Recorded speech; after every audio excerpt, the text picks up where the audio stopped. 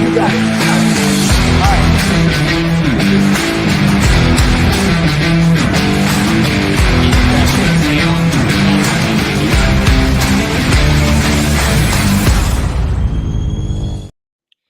Gather around, Skull brothers and sisters. We got a special guest tonight.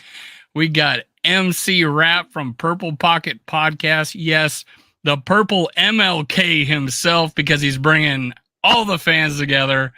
Let's give a round of applause for MC Rap. All right, man. Way to come on the show. Glad to have you. Say hi to the folks and tell us where they can find you.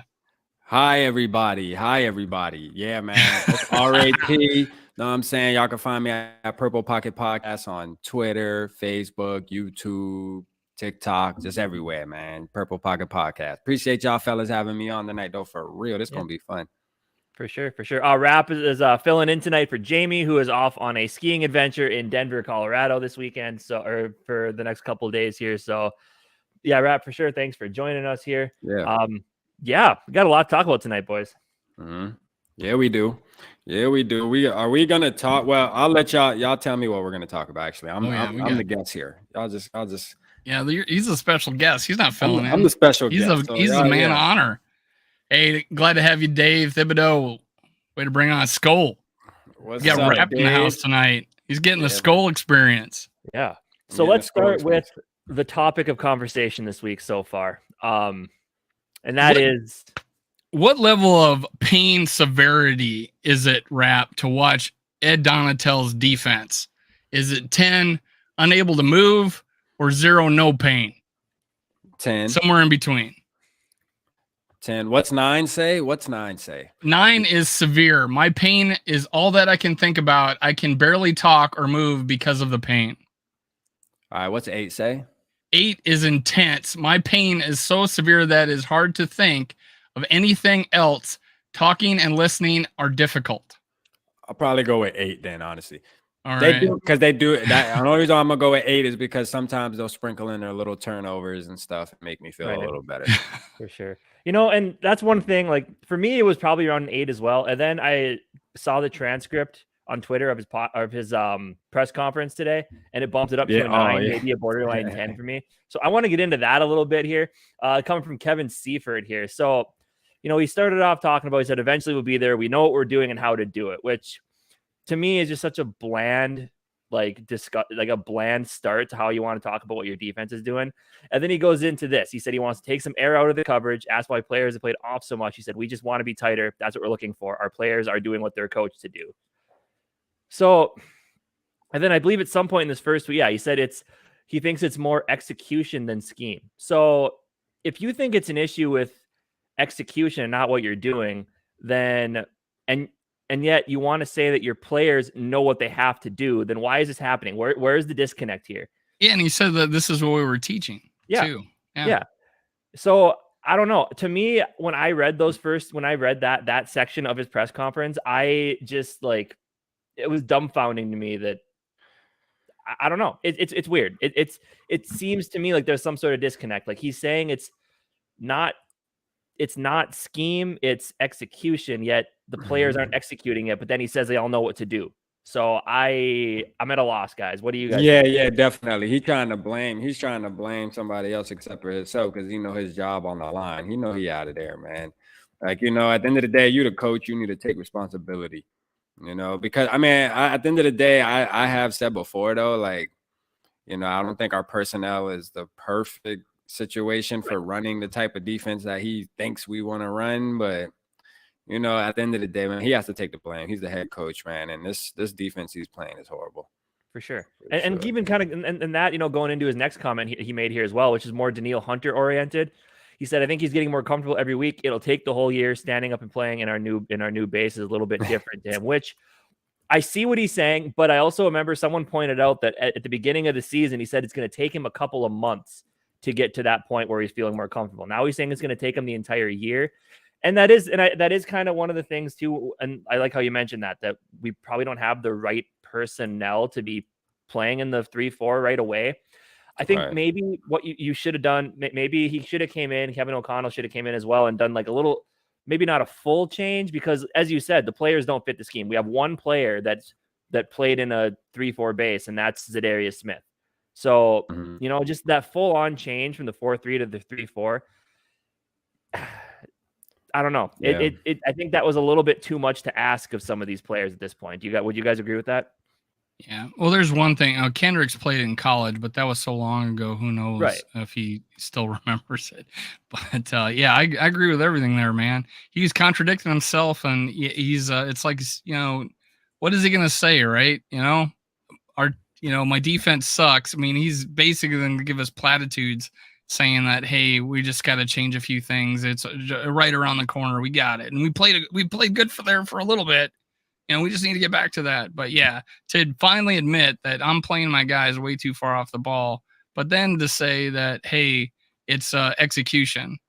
I mean, that was the way you wanted him to play. So yeah, he's on a thin line, a tightrope. This guy is talking for his job basically right now. And I remember I think you guys when you guys had Wabi on, and when we talked to him as well, he said both times that he thinks it is a little bit with the players, which I can definitely see. I think there is a little bit where it's probably both, but you see a lot of times when football teams have problems, they always start at the top of the line firing the head coach. So when a defense has the problem, then, you can blame the players. But at the end of the day, like Rapp said, it's the coach's job to put them in the right situations. So, and maybe if you get rid of them now, they're not going to do it. It's hard to get rid of a coach, especially during a Mike Petman knocking on the door. Right. He is there. But I just don't see it happening for the reason of that we're just 10-3. It's a little bit too late.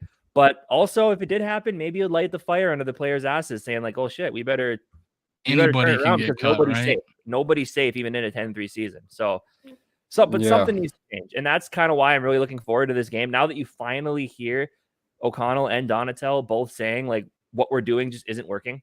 Because at this point they'd kind of been, tiptoeing around it, not actually saying it's not working, just kind of saying like, oh, we need to improve here, need to improve there. But I think the fact that now they're finally admitting that things just aren't looking great. I think this week, hopefully, I'm crossing my fingers that we're going to see at least steps towards improvement. Yep. I agree. I think we'll see. We got time on our side, man. Time is on our side to make some changes, and hopefully, we're playing the Indianapolis Colts with Matt Ryan.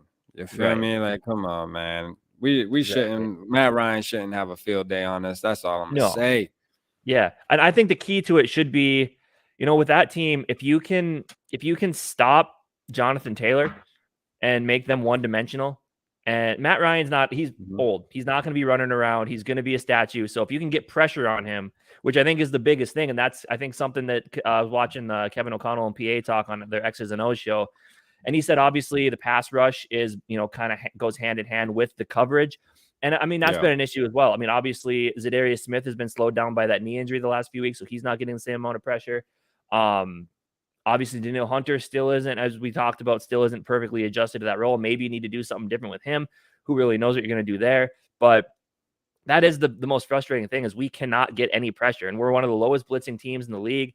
And we just, with just four or five rushers, we're just not getting the job done. And it's really unfortunate. And Dave Thibodeau said get new players, but I think the only players really not suited for the 3-4 are three linemen. They're basically three run defenders. These guys are situational guys in this defense. Mm-hmm. We don't have guys that can rush the passer and our three down linemen. Neither of them are. They're all the run defenders, and it would, and that would like lead into my next slide. Is that, hey, I don't know what his health situation is. I think he's healthy. He's still available. There's articles being written about him as still being available, and the best fit being the Vikings. He played DN for us in the 4-3. He only played half the season as a starter, and we had to switch him out to DN because of injuries. He, got 3.5 sacks, but the year before he got 6 at D tackle. So this is a guy who can pressure the quarterback, and I think, if we're not going to blitz, we need the personnel that can do it. Do you see anybody out there that could help this defense, Rap, or is it just strictly, hey, it's too late? The guys we wanted already went to Philly, and and now maybe Sheldon Richardson's the only option. I mean, I think Sheldon Richardson would be a good option, but I'd rather a cornerback, man. I ain't gonna lie to you. I think a cornerback's a better option. I know we just picked up that guy from the Miami's practice squad, which is the fastest cornerback in history, I think, right? At the combine. He ran like a 4.2, I think, or something like that. Yeah. Yeah. So, you know, that was a good pickup. But I mean, I don't know, man. I don't think our defensive line really, we have the people we need with Danielle Hunter and Zadarius Smith. You know, I mean, we have outside linebacker though. The rushes. Yeah, but we just need to rush them. We just need to make sure we letting them blitz and stuff. You know, we got to use them. I just don't know, man. I wouldn't mind Richardson. I mean, he's a good player, like you said, and he's did us good. But I mean, I like Tunga. I like what Tunga's doing. I like Phillips. I just think that regardless, I don't think adding Richardson's gonna get us, you know, a bunch more sacks or anything. I just think it'd be another body there. You know what I mean? Yeah. Especially since this late in the season, he's probably not going to be able to get into game shape fast enough either, since he, you know, probably has been working out still, but hasn't been playing, and it's totally different thing there. I mean, and maybe, you know, I know people have talked about maybe bumping Danielle Hunter inside and having him put his hand in the dirt and bring in a different linebacker to help rush. I don't know. I'd be all for it. Yeah, for sure. I mean, if you just think about that, you got Patrick Jones, DJ Wanham, one on the other side. You got Delvin Tomlinson, Danielle Hunter, Harrison Phillips, and then Zadarius Smith, like that. And, you know, let Danielle put his hand in the ground and do his thing. Yeah, for sure. I agree with that all day long. They need to put Danielle in the dirt, man. Let him put his hand in the dirt. You know what I'm saying? There'll probably be a big difference. I've been saying that since week 1. Yeah, for real. If they just do that, it would be a big difference. Right. Yeah, I don't know. The defense is the most frustrating thing on this team right now. And that's, you know, me and Dave were kind of talking a little bit before we started here about the game last week and how, you know, if you look at it, like I thought our offense played, I mean, outside the running game, our passing game was pretty fantastic. I thought Kirk played a good game. JJ did what JJ does quietly. Nobody's talking about 223 yards just because we lost the game. Like, people just seem to forget that he went out and did that. Adam Thielen stepped up. Hawkinson did what he does. So, you know, that was pretty good. But, you know, so you feel really bad about that last game. And you kind of, you know, you start like Dave said, he didn't feel as bad about that loss. It's just the defense and the way they performed against that team is really what just left that, as the player said a few weeks ago, that bad taste in your mouth. And just, I don't know. The defense, it's hard to watch, especially when, you know, we're sitting on the couch watching the game, being able to see what's wrong. And it's like, they weren't seeing it at the time. I don't know, but. Right. Exactly, man. I mean the defense played terrible, right? But I was talking to Casey offline rap, and I was saying, and I think I said it on our show last night, is that you remove the fumble and you remove the fake punt for a 48-yard run, and we're in that game. We could win that game if you remove 2 plays out of this thing, even with all the bad decisions and how bad the defense played. We remove 2 plays, we could win that game. So I'm not feeling as bad as I did the day of the game, right? But obviously we're not going to get anywhere in the playoffs if this defense is like this. Hey, McAndrews, thanks for showing up, man. Nah, we'll be one and done. We'd be one and done if we play this type of defense. Like, we got to make some changes, that's for sure. Like, something definitely has to change. Like, we can't just keep going out there week after week and thinking something's just going to fix itself. Like, obviously there's a pattern now. 5 games in a row. Like, come on, man. You know what I'm saying? It's definitely 60-year record. Yeah, we set an all-time record last year on utility at the end of halves, and now this year we're sending a team record of 400-yard games, 5 in a row, and that's not the only 400-yard games we gave up this year. So that's crazy. Yeah, and honestly, it could have been a lot more earlier on in the season if the teams we played didn't have so many injuries as well. So yeah, and I think, and I've been saying it for weeks, that I think it could. I mean, yes, it could be an issue with the players in the scheme, but also I feel like the defense hasn't looked as bad. We've been able to kind of excuse it because of star players stepping up and making big plays to save games, and I feel like that's really been what's kept this defense out of that spotlight of how bad it's been. But now that we're not getting the turnovers, we're not getting the pressure, you really start to see the issues with the defense. And I think now that's why the national media, of course, when things are going well, they won't talk about us. When things are going bad, they'll bring it up. That's for sure. And I think that's really why there's so much negativity on this team right now, is just because what we're seeing with the defense as of late, especially like those 5 games with 400 plus yards, which is absolutely. How far did we drop down in the power rankings now? I'm sure they got. I was surprised. ESPN only had us down to 6. ESPN hates the Vikings, so whenever they have any chance to drop them, they normally do. I haven't seen them out of the top 10 in any of them so far. Yeah, I don't think we lost that bad, because we had just as many yards as they did, and we just had the bad bad mistakes. So and everybody's super high on the Lions now. So I don't think they took too. I don't think people went after us too bad, but who knows? Yeah. I woguess Tom Grossi probably dropped us out of his top 10, but what do you do? Hey, Kalen Barnes, cornerback. What do you think of that? Yeah, I mean that's what we're talking about. Yeah, that's the guy we picked up off the practice squad for the Miami Dolphins. Okay. Yeah, he's a rookie, man. He went to Baylor, super fast, ran like a 4.2 something, like, you know what I mean? So we'll see, you know what I mean? Obviously, he didn't work out because he also went and tried out for the Panthers too, I believe. I think he was on the Panthers for a minute too. So, I mean, he hasn't worked out for one of those teams yet. So, I mean, maybe there's something there that we can – it's not nothing that's going to change anything this season, but maybe next year we'll see. He's too to add the roster. 7th-round pick by the Dolphins, was on their practice squad. 4.2 340, fastest in combine history since 2003.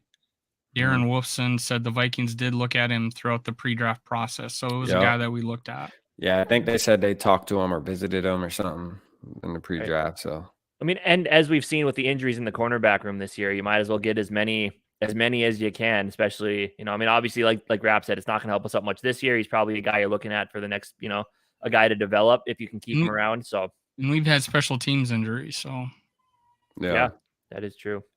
All day, Ed. Skull, man. Skull.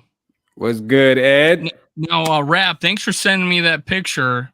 And I really appreciate it. And I really want to know if you really meant this. What?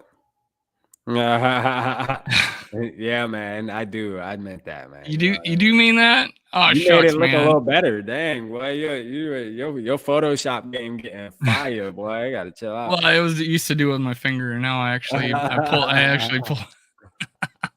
Yeah, man, that's a good photo. I appreciate it, man. I knew you had something right in there for me. I knew you had something right in there for me. You know that. What's up, Will? We got Will. Hey, Super Will in the house. We're gonna be pulling names, man, after this little skull session here.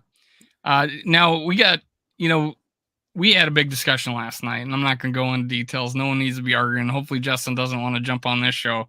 But how do you feel KOC's been doing this season? What do you think is his future with the Vikings? Now, I put an A+, but I'm not saying he had an A+. I'm just saying, like, what kind of grade would you give him on the year? What do you think his prospects are as the future of our coach? Is he a 10-year, 20-year guy like Tomlinson? What do you think of him, man? I think so. Yeah, I think so. I think he's gonna definitely be here for a while, at least 10, easy.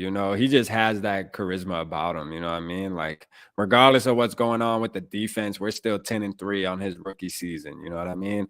Once he starts really getting into the flow of things and them being able to go and really scout their players and build their team how they want it, it's going to take about 3 years for that to happen. And we'll really see the team that him and Kwesi really build.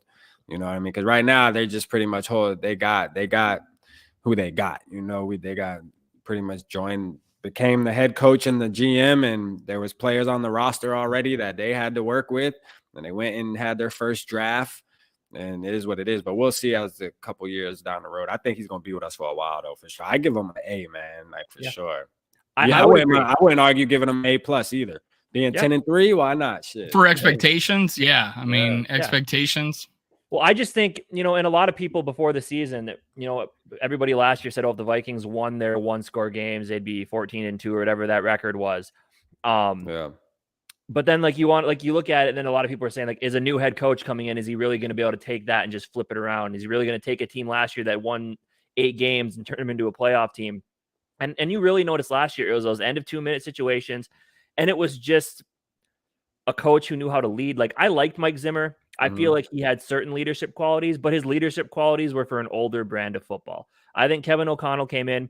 He realized he's got a roster full of some young guys and vets as well. I think just his style and his leadership is unquestioned top tier. I think he's doing an amazing job with that. We all have to remember he's still a young play caller. Like, he hasn't had that much opportunity to do it. So I think he's learning on the job. And, Kwesi and Kevin O'Connell, they both came in and they promised a competitive rebuild. And that's exactly what you're seeing. Yeah, they're working with pieces they already had, but we're competing. We're 10-3. We're going to win the NFC North. We're going to get at least a home game. And we were in contention for the number 1 seed until, last week. Obviously, I feel like that's kind of out the window now just because Philadelphia is 100% legit best football team in the NFC just with the way they're playing right now.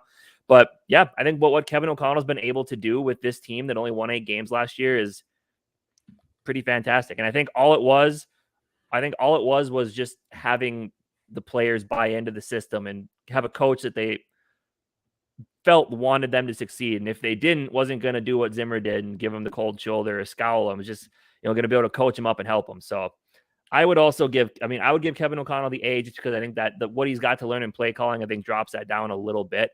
But with everything else that he's doing, like, I think he's done a fantastic job, especially for a first-year head coach. We got to remember that as well.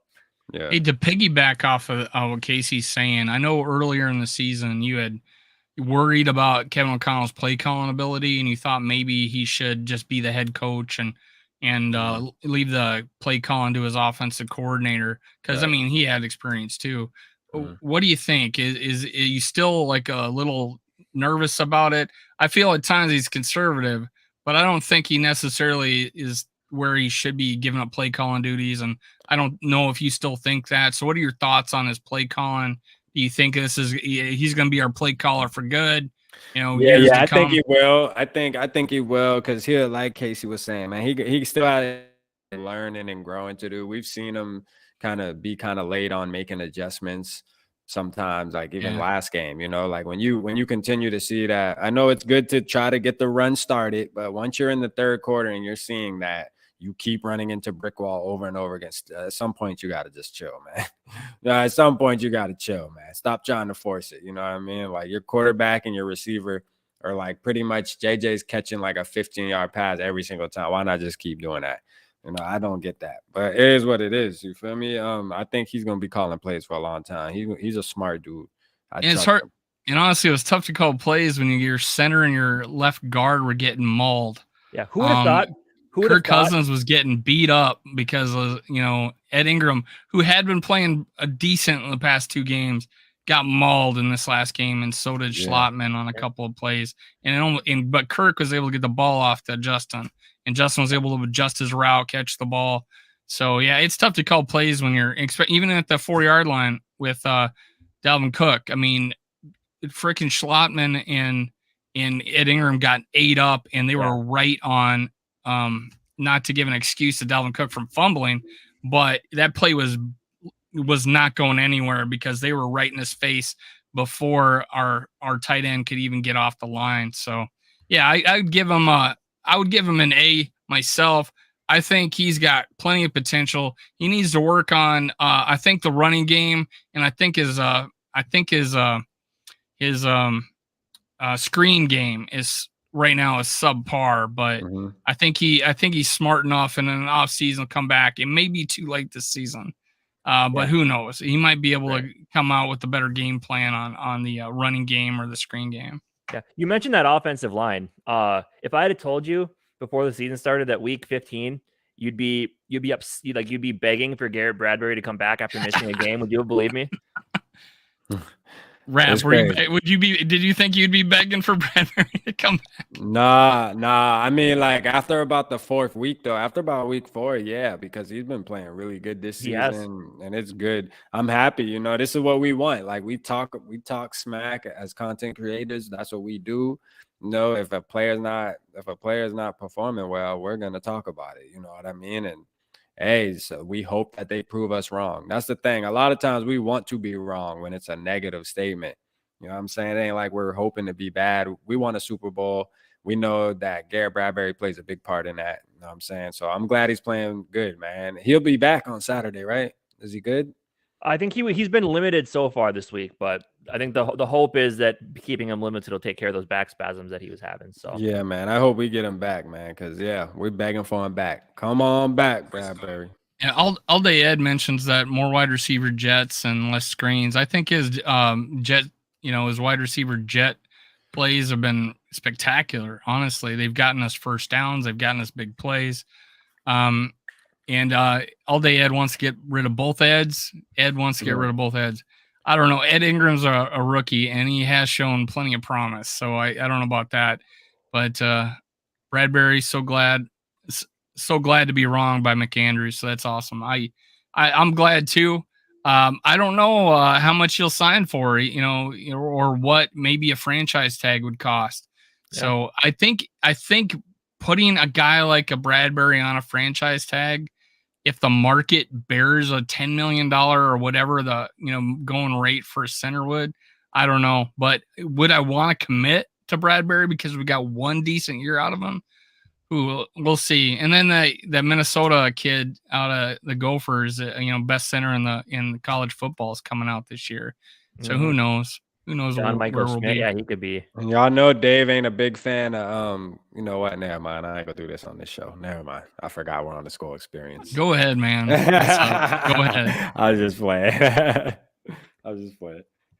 But yeah, so there is some news that we talked about, via text, man. But Chris Carter came out and said that Justin Jefferson is the best receiver of all, in Vikings history. Yes. Chris Carter lost his goddamn mind. He lost his mind. Okay. That's just what we're gonna say right there. We're just gonna leave it at, because he lost it. That's like saying, man, look here. That's like saying Jalen, what was his name? Derrick Rose, when he was like winning the MVP and shit in Chicago. It's like saying he was better than Michael Jordan. Quit playing with Randy Moss. All straight cash, homie. Like, get the fuck out of here, man. You know what I'm saying? I would never bow down to that statement. Never. I don't care. But okay, would you at least put JJ in the better celebration category over Randy Moss though? At the hell no. Do you see the examples celebrate better than that? You think JJ celebration better? JJ does the same celebration every single time. I'm gonna have to go with rap. This celebration it will stand the test of time. And you know why he did that? Do you really know why he mooned him like that? Right? Well, I did a short. Did you check my short out? No, I haven't. I need to check it out. My short only got 70 views, but on TikTok it got 109,000 of Randy Moss talking about why he did it. Because he was getting mooned by the Packers fans and they'd come in on the bus. Yeah, they said 10 white butts were sitting on the hill. Right. Yeah, like you can't play with straight cash, homie, man. And just imagine if Randy Moss in his prime. That's another thing. You got to scale these things when you talk about stuff like this, because they played in two different eras for one. But like, just imagine if Randy Moss in his prime was playing in today's NFL where they throw the ball like we do. Like, come on, dog. Seriously. SK brought that question up last night, and I'm like, hey, give me 5 years at least before you ask that question. It's tough to, and he was saying, what about Chris Carter? I'm like, give me 5 years, man. Yeah, with Justin Jefferson, if he comes back, if he gets 2,000 yards, or if he puts at least a 15 touchdown season up, let alone his first 10 touchdown season. I'm like, I don't think he's gotten 10 yet, right? I think he's at more than not a 7, I think, if I'm not mistaken. I don't remember what he got his rookie year. Nah, I think he had like 14 or something at one point. Did he? Right? I gotta look touchdowns. That up. Touchdowns. Yeah, like in a season. All right, I'll look it up. Look it up. I think he got like 14 or something like his second. But it wasn't last year, I don't think. Or his rookie year. He got double digits for sure.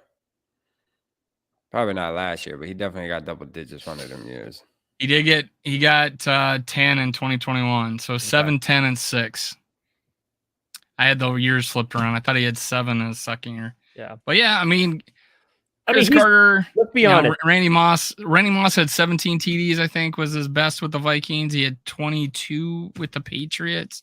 Give me one of those seasons, and then we'll start talking about whether he's the best Viking of all time. Because I still think Randy Moss is the GOAT of the NFL as far as receiver goes. So I would have to say that. Yeah, I would say so. I mean, you definitely need to look at the body of work between the two. And Randy, and like you said, Randy Moss did it over basically an entire career. So, I mean, yeah, talk to me when Justin Jefferson is retirement age, ready to be done with the league. Yeah, for sure. Then you can kind of start looking at it. Like, what's the whole body of work look like? Right. And I mean, because at the rate he's going now, like, I mean, yeah, he's obviously gonna be like he could be a Hall of Famer possibly, or you can say that he's definitely gonna be a Vikings Ring of Honor, but to compare him to Randy Moss, man, that's crazy. You feel me? I don't care. Randy Moss is the reason why I'm sitting in front of this camera and microphone right now.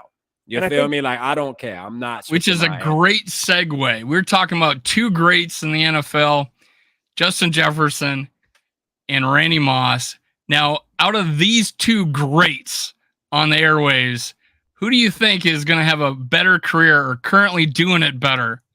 You or Stephen A. Smith? Me. I ain't gonna lie. Me. Stephen A. Smith ain't got shit on me. Yeah, he can come holler at me about it too if he got a problem.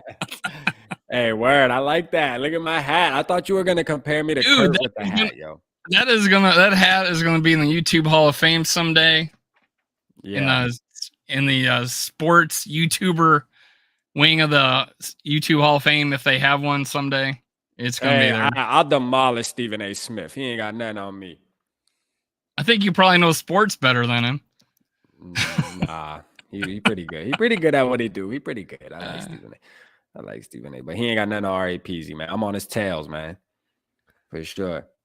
Yeah. Let's see. Only been in the league 3 years. Derek Johnson. Hey, Derek, I know you ain't agreeing that he better. You know what? We can have these conversations, but I know you ain't agreeing that he better though. It's a yes or no answer. We ain't got to talk about how many years he been in the league. I think and I think Chris Carter's probably talking about potential, but he's throwing potential in there. But if like it ended today, he's not the greatest. Potential, yeah, that's like saying I'm better than Justin Jefferson potentially. If I go out there, potentially I am. You never know. Now I had a couple good games back in my day. Now.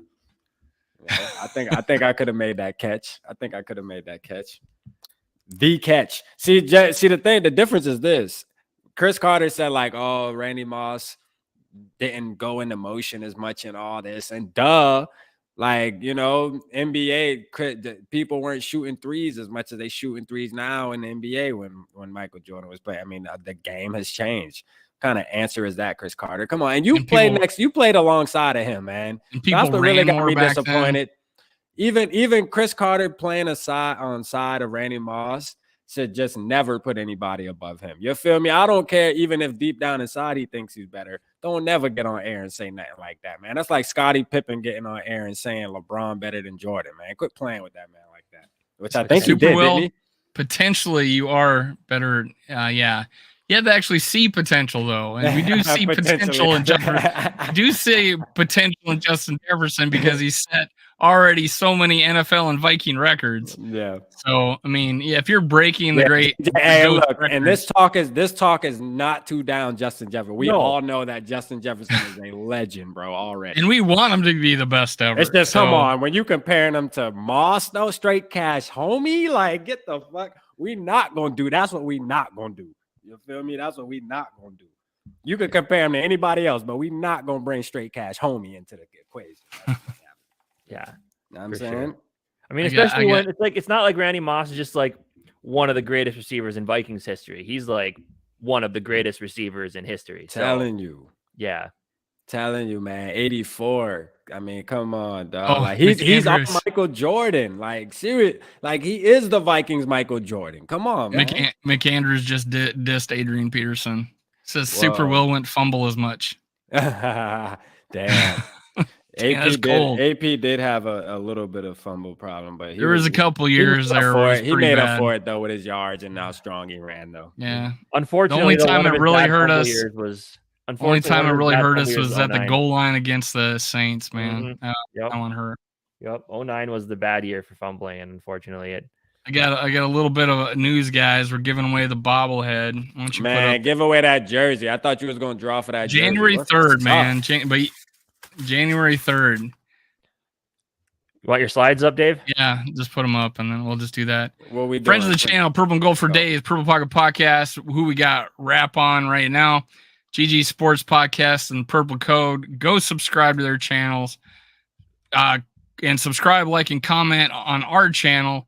And this, and that will get you entered in our contest, which I'm giving away a bobblehead today. The next drawing, I don't throw any of the entries in, will be on January 3rd. We'll be giving the Chuck Foreman jersey, which is right behind me. It's autographed by Chuck Foreman. Mine. And Purple Pocket Podcast is ineligible because there's a foul on the play. No, he's eligible. But click the next slide. Yeah, so we also have Fanatics. I have links in the description usually where you can copy and paste. And if you buy anything on Fanatics using those links, you're supporting the channel. And finally, Chuck Foreman, 44.com.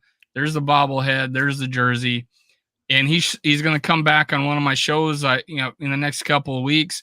Chuck Foreman, 44.com. You Skull 15 at checkout, and you'll get 15% off. Now, time for the bobblehead. And I hope, well, if you win the bobblehead, you can still win the jersey, by the way. I'm not throwing away your name. So I can win. I mean, to be real, I don't want that damn bobblehead, but if I get it, it's cool. Oh, give it to me then. I'll want it. Give it to me. The damn jersey. All right. Okay. Hey, McAndrews, man, I love your new. I love your new profile pic, McAndrews. That's fire. Since you're in the contest, Purple Pocket Podcast, I'm gonna have Casey tell me to stop. All right. Stop. There you go. All right. It's rigged. It's rigged, guys. It's a little rigged. Short. I don't know if it's Let me stop. Oh, sweet. It's Nikki Covington. Wow. Okay. Nikki Covington. Yeah. Okay. She comments more than anybody with the more words than anybody. Nikki Covington is book in a minute. She writes you a book in a minute, boy. Nikki Covington is the winner of the Spin Doctor bobblehead. Sweet. All right. And Casey, take it away, man. Let's talk about the Colts. Let's talk about the Colts. So, a game the Minnesota Vikings should win. A game they will win. A game that we will clinch the division in. Finally get that out of the way. Which T-shirt. Okay, I know we want to talk about the Colts, but I want to side tangent here a little bit. Did you guys happen to see Mike Florio's article about the hat and T-shirt game? Did you guys see that? Oh, is that what this game's supposed to be? No, but I'll do a show about it if it sucked. So it was terrible. So basically what he said, because Mike Florio, he's a Vikings fan, of course. He's just bitter because he's been through it all. Basically what he said is that the Vikings are too excited about this being a hat and T-shirt game. He said, you don't see any of the other teams in Super Bowl contention talking about winning their division. That's all they care about. He said, this team has already lost because all they want to do is win the division. And then at that point, they're happy with it. It is basically what he had said. And it was just, that boy hate being a Vikings fan, isn't it? He does. It's ridiculous. It's an example of recency bias or him only seeing the Vikings. Because if he's watching other people's media, you gotta know they're talking about winning the division. I mean, the national media is talking about how we were going to do it for the fastest in the history of the game. Well, and the Eagles damn near won, I think, right? Or no, they locked the playoffs. They didn't win the division. Because Dallas is kind of on their heels. So, but yeah, I mean, it's just that's the basis of what the article was, and it was absolutely ridiculous. So he's a joke. Yeah, that is ridiculous. That man hate being a Vikings fan. Like, why are you a Vikings fan, man? Just go be a fucking Packers fan, bro. Right, for sure. Yeah, we don't want your negativity here, Mr. Florio. We don't. Talking about you done been through it all. That's why, like, this year when I started podcasting too, was like, we have been through a lot, but we got to also realize, man, things can change, man. And I felt like this year, right, where like after we started realizing what Kevin O'Connor was doing, and it just felt like a shift happened. Like it really did. It just felt like a shift really happened on our team, man. So, you know what I'm saying? It's in a good way. So I'm happy. Yeah, and the spotlight is on us because, Mr. Florio being that Vikings fan. So I think that's why I don't know. But yeah, anyway, that was ridiculous. I just wanted to talk about that a little bit here because I saw Purple for the Win did a video on it, and I'm just like, that's ridiculous. Like, yeah, man, that dude's a clown. Negativity away. But yeah, this Colts game, I want to be really positive about it. I got a little surprised when I get to score predictions. It's something that I haven't done many times this season. Oh, I know what it'd be. You might not know what it's going to be. I'm not saying we're going to lose. Obviously, I'm saying we're definitely going to be winning this one. But yeah, I mean, there's talent on their team, of course. They got Jonathan Taylor. They got, I mean, obviously Matt Ryan. He's a former MVP, played in the Super Bowl. Like, he knows what he's doing, but the skill set isn't what it used to be, obviously, with the advanced age. Michael Pittman's looking to be a very solid receiver in this league. Outside of that, there's not a ton on their offense. They got some pieces. Defensively, they got former Viking Yannick Ngakoue. Stephon Gilmore back there at cornerback. So there's talent on this team, but it's a team being led by Jeff Saturday. So we should win. We should win this game handily, I'll say. Yeah, man. I mean, look, we should, but and I do have us winning too, because man, it's hard for me to pick my team to lose. I don't give a damn if we was 1-16, man. Like, I think we winning every week. I ain't gonna lie to you. That's just a Viking fan in me. You know what I'm saying? But still, yet be trying to be realistic. I think I got us winning this game, but I could tell you what, it's a good chance we're gonna lose this game. I'm gonna tell you right now. And why? Because last game was definitely a confidence killer to me, man. I just felt like, and not on the offensive side of the ball. Like Kirk and the rest of the offense, I feel like they'll come out firing. But I think this defense, this shit ain't getting fixed in those 3-4 days, man. It don't work like that. You know what I'm saying? Unfortunately, it don't. And I think if they control that clock and run that ball, look how they played the Eagles. If they smart enough, man, and they sit there and run that ball, dog, with Jonathan Taylor and then do some play action with Matt Ryan, because Matt Ryan still can play quarterback against a defense like the Minnesota Vikings. And it's going to be one of those aggravating ass games where we just like, it's like just 3rd and 8, or it's going to be like 3rd and 2, 3rd and 1 all the time, because their run game is going to be so good and they're going to control time of possession. It's going to piss us off. And doesn't their defense have some sort of a stat like where they haven't given up a 200-yard? Their defense is decent. Yeah, in the last like 5 weeks or something like that, or since week 4. I was some sort of stat I heard in passing somewhere that their defense has been actually pretty solid this year. Exactly. Like, and they have a team set up to beat like powerhouses, even though they're not a powerhouse. Like, that's why they played the Eagles so good. Like, you know what I mean? Their team is built pretty well as far as like being able to control the clock.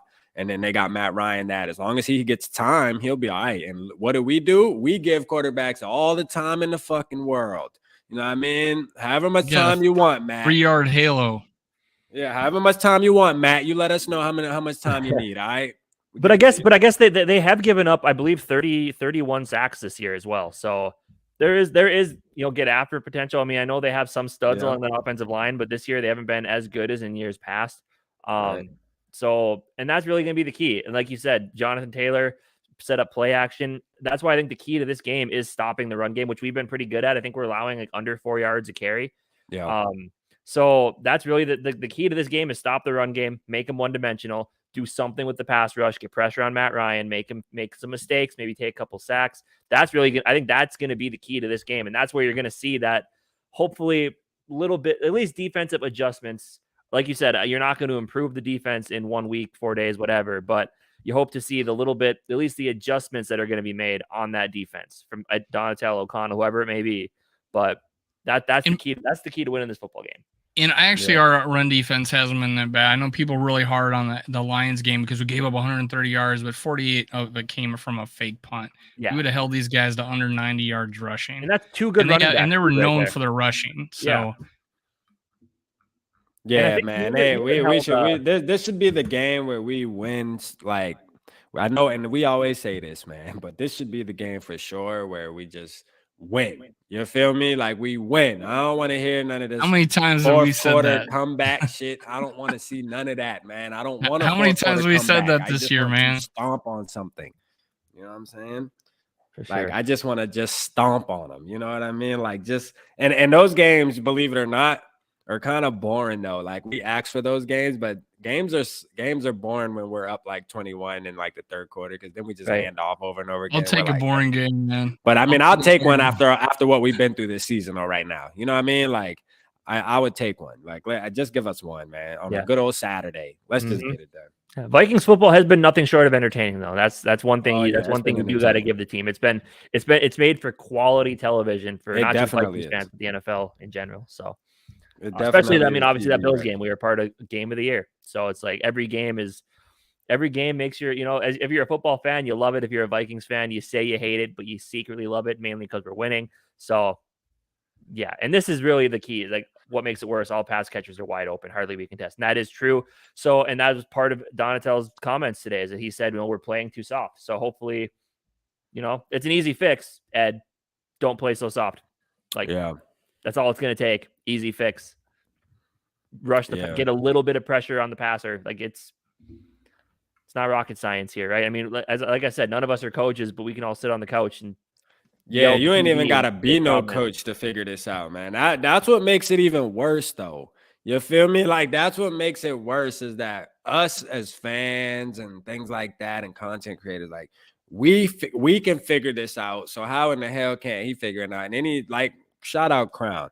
He delusional as hell to get on the press conference today and say what he said too. Like, that's what I'm saying. Like, that's what makes it where that's the scary part.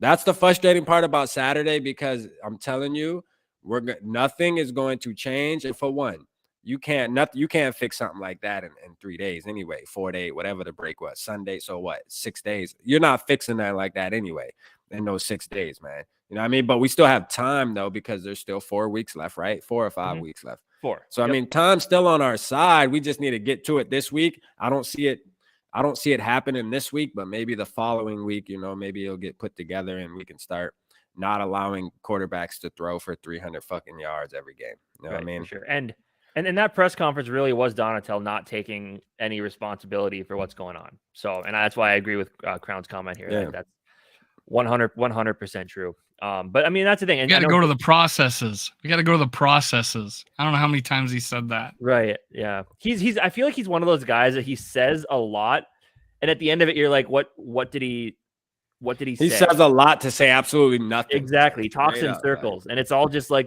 at the end, we'll figure it out though. We'll get there. It's like, well, hurry. There's not a lot of time left. I mean, man. You're going to get a semi-difficult matchup in the first round of the playoffs. And then if you make it past the first round, you're probably going to get San Francisco or some team like that. I don't know. At the end of the day, I mean, we've talked about it. We've talked about it for weeks now. It's all defense. You got to make the changes there. The offense, I think at least we're not seeing those like end of first quarter to beginning of fourth quarter lulls now. It's mainly just the third quarter at this point. But hey, we scored some points in the third quarter of this last game, which was finally nice to see.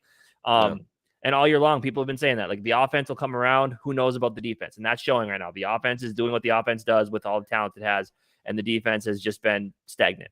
And now, as we talked about, earlier on in this stream here, now with the fact that the star players aren't making those game-changing plays, like interceptions, Zadarius Smith getting to the quarterback, jumping a route, since we're not seeing as much of that in these last couple of games, it's really starting to show the problems. Right. And the thing about Zimmer, he was able to manufacture sacks last year. We were second in the league, but we still gave up a lot of yards and a lot of points. But we were second in the league in sacks, even though with I think the highest sack leader was 7. And we had the second most sacks in the league. So I mean, we had a guy that knew how to manufacture sacks.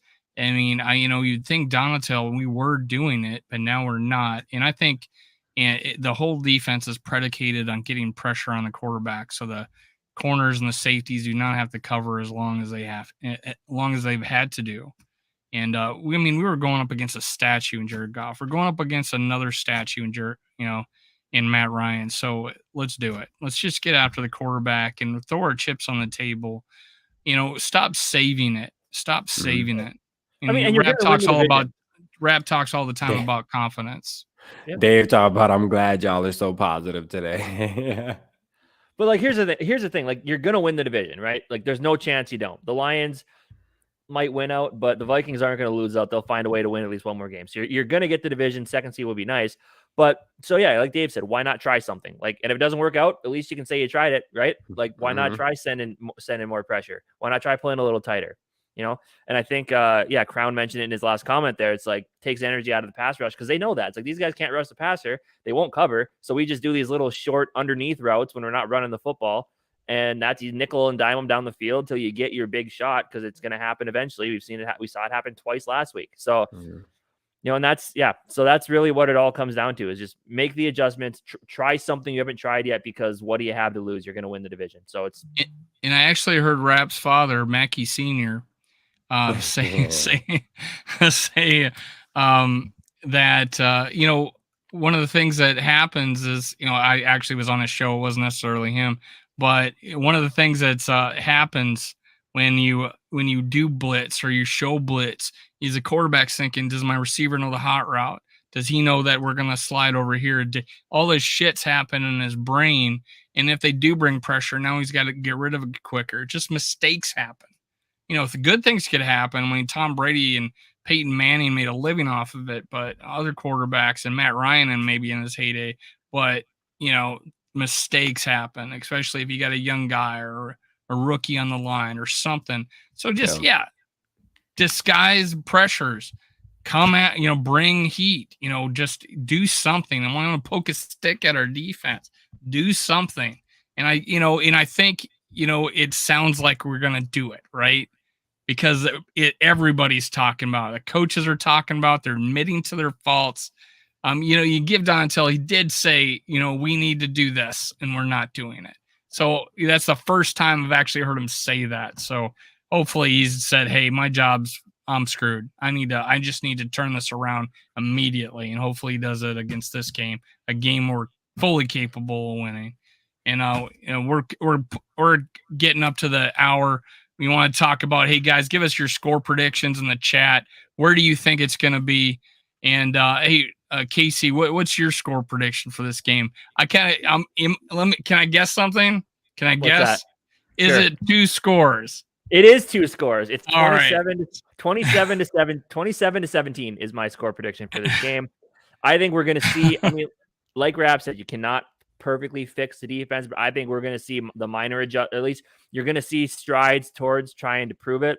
I think the offense is going to do what the offense does and put up points. So 27-17, I think is a fair score. A double-digit win. I said I would never do it again after I did it one other time, but I'm going right back to the well. I'm going back to the well again. 27-17. Yeah, I got 24-21 Vikings. And you want to plug your Greg the leg, man. Last second. Greg the leg. You want to plug your score prediction game you got going on? Oh, yeah. Purple Lottery, man, on the community tab. Y'all make sure y'all go drop your score predictions. Bandito Super Will is posted earlier today, so make sure you go drop your predictions to win the $55. What is it up to? Yeah, $55. 31-23 Super Will. Bandito 27-17. Skull Mafia 27-17. 27-17 is a popular score. I agree. So I think it's a good last week I went 31-17. I didn't want to say the same score, even though I wanted to, but I'll go 31-20. So no one take that on Rap score prediction game. So I want to win all the money. I don't. You want to win it all by yourself. He don't want to win it all by myself, man. He don't want to split it with nobody. He want that shit all to himself. I want all by myself, man. Well, any other thoughts before we close out here? All Dad, what's he got? 26-20 in overtime. Okay. A little overtime action on a Saturday afternoon. I like it. It'll be a Saturday. Have a couple beers flowing by that time already. So yeah, for sure, man. One more thought, man. Fuck the Colts. No, am I allowed to curse on Skull Experience? Yeah, go. Yeah, who cares? Go ahead. At the 54-minute mark, yes. That's my last thought, man. Fuck the Colts. And Matt Ryan and everything he stands for. We better damn win this game. 27-20, man. 27-20 McAndrews. We better I said this. We better get at least 2 interceptions. At least 2 interceptions, bro. We haven't had turnovers lately, man. In a minute. We need to get 2. If not, we can substitute interception for fumbles. However you want to break it down. Either 2 strip fumbles or 2 fumbles, regardless, or 2 interceptions. We need 2 turnovers. Get a couple turnovers. I agree. Yep, big ones for sure. But All right, hey Rap, thanks for joining us tonight. Hey, We thank really y'all for having appreciate me it. on, man. I thought me and Dave were gonna argue more, but you kept us in check, Casey, man. Maybe we need to add you to. That's what a decent moderator does, unlike you, Rap. Hey, He keeps it going. He doesn't antagonize. He treats the guests with like respect. me. He treats the He's not guests an with asshole like respect. me. I was chilling last night, I flipped your guys' stream on. The first thing I heard was Kirk Cousins. I'm like, all right, I'm gonna step away from this one. I'm gonna go grab a drink and I'll let you guys do their thing. Oh yeah, it got crazy last night. It was That was funny. probably the worst one we've ever done. No, it wasn't. You call it the worst one. I call it the best one. but yeah, man, right. we enjoy everybody though, man. I appreciate y'all fellas, man. I appreciate you having me on. Thanks, y'all. All right. Thank you, everybody who watched. Thanks for joining. We appreciate it, and we'll see you guys next week. Jamie should be back. So yeah, all right. Skol Have a good Vikes. night, everybody. Skol Vikes.